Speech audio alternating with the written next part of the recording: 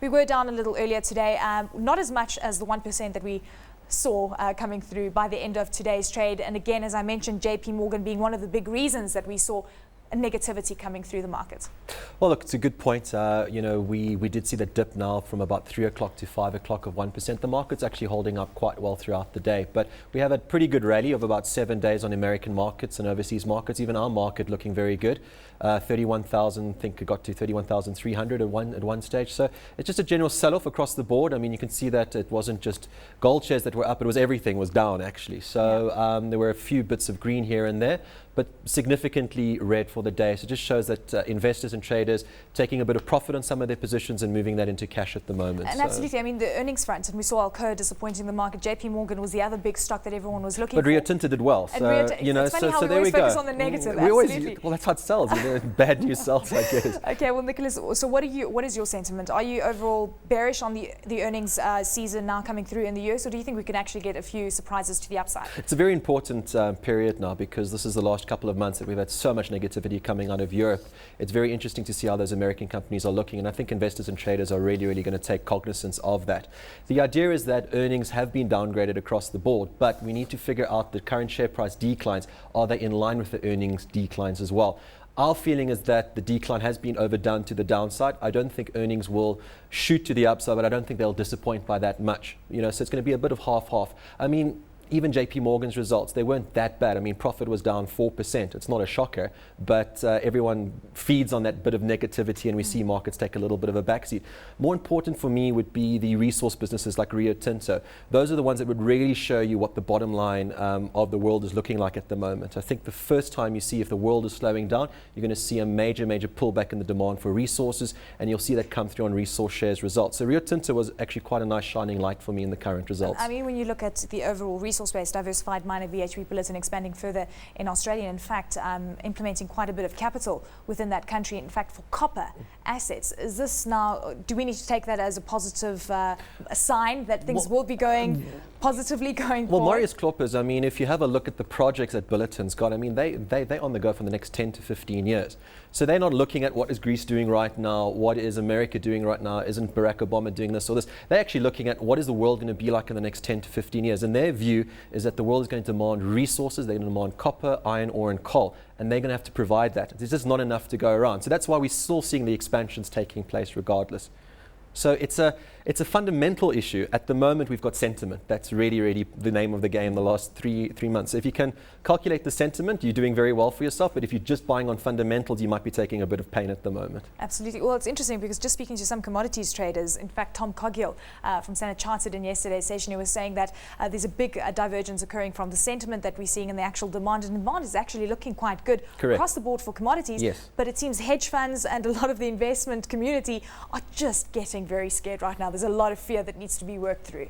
Absolutely. I mean, it's a little bit of a gambling house. You don't really know what's going to happen on a day-to-day basis. So you're using your gut at the moment. You're trying to calculate sentiment to actually base some of your decisions. So, we've always been more of a fundamentally based investment company. So, when we're making our decisions for our clients, we tend to look at fundamentals and not really look at the sentiment. But at the moment, sentiment's the name of the game, and that's very difficult to calculate. So I think if with a bit of experience from most of your brokers, you tend to have a gut feel on where the sentiment is going to go. And having a look at these markets with the last 7 days of positivity, there just wasn't enough positive news flow out there to really see markets much higher. So I just think that people are saying, well, look, we've made in some cases 10-15% profit in a matter of 2 weeks. Let's take it and let's sit on some cash and go into something else. Well, Nicholas, mixed performance coming through for the gold miners. Anglo Gold Ashanti up 0.3%, Goldfields down 0.3%, and Harmony shedding 2%. You ask me why is that? No, I'm not. I know gold price is down, and then we have a slightly weaker currency. So I know a lot of the reasoning that comes to the fore. But Goldfields being an interesting one because